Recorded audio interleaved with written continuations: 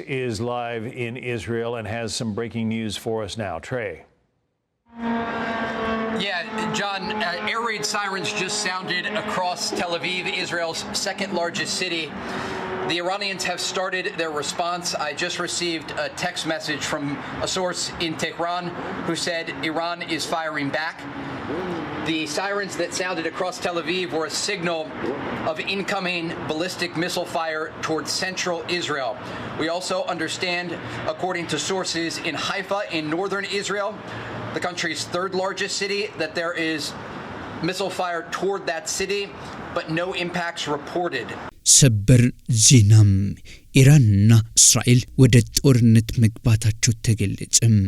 በዚህ ሰዓት ላይ እስራኤል በኢራን ዋና ከተማ ቴህራን ላይ ባደረሰችው ጥቃት ቴህራን በበኩሏ አጸፋውን እየሰጠች ይገኛል።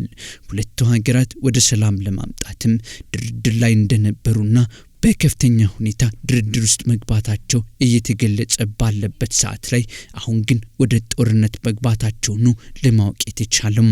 እስራኤል በኢራን ላይ ባደረሰችው ጥቃት ኢራን በበኩሏ ምላሿን እየሰጠች ትገኛለች።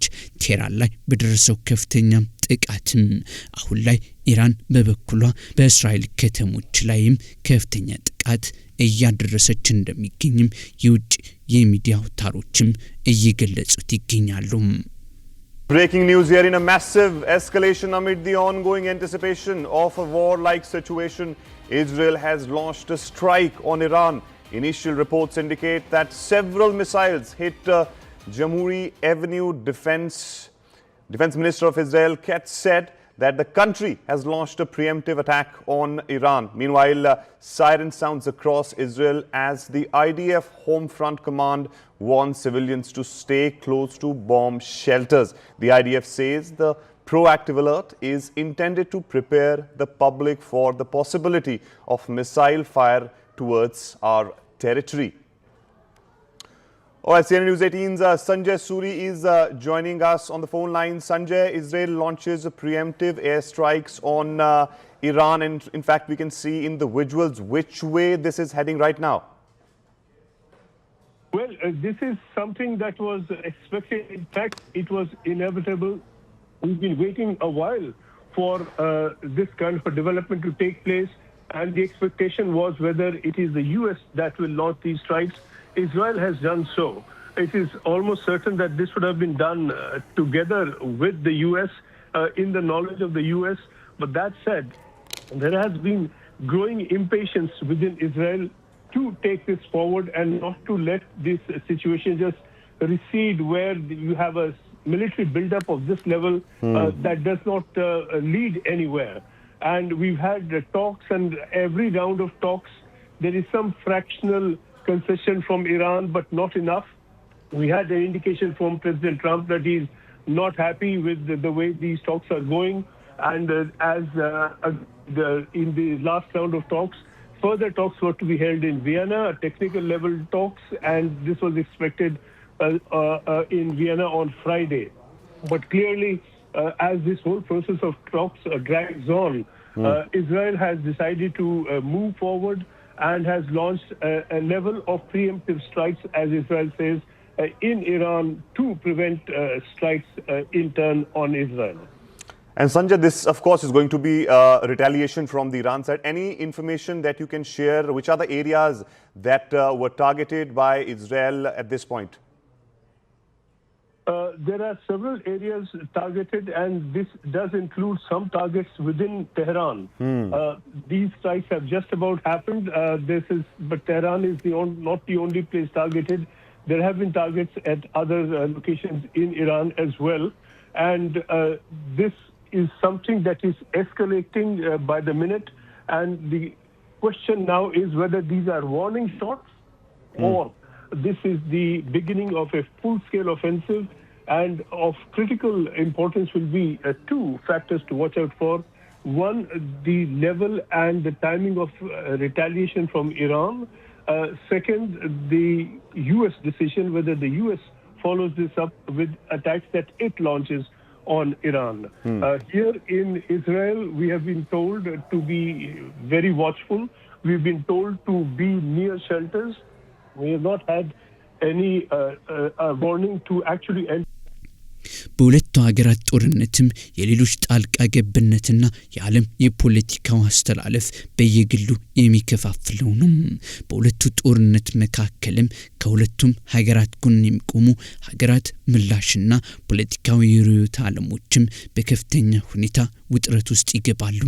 አሁንም እንደተደመጠ እንደሚገኘው ከሆነ እስራኤል ብቻዋን ሳትሆን ከአሜሪካን ጋር በመሆንም ኢራንን እየወጋች እንደሚገኝ ነው ለማወቅ የተቻለው። ታዲያ ይህ ጉዳይ ምንም እንኳን እውነትነት ኖሮት በተጨባጭ መረጃ የተዘገበ ጉዳይና የወጡት መግለጫዎች ባይኖሩም ነገር ግን እውነት ሆኖ ከተገኘ በሌሎች ሀገራት ላይ የሚያሳድረው ተነሳሽነትና የኃይል አስተላለፍና ፍላጎት እንደዚሁም የፖለቲካ ርዕዮተ ዓለም ወደ ማይበርድ ውጥረትም ሊያደርሰው ይችላል። And so we have to see how all of this plays out. But again, President Trump indicating this is going to be an ongoing and massive operation.